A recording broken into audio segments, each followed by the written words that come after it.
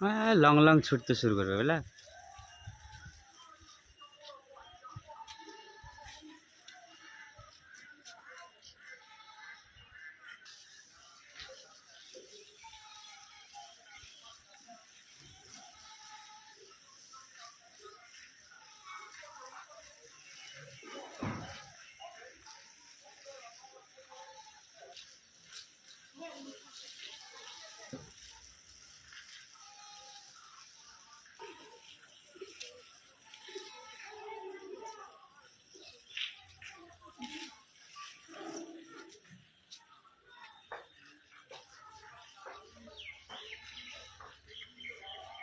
বেড়ে গেল পায়রা বুঝলা তো।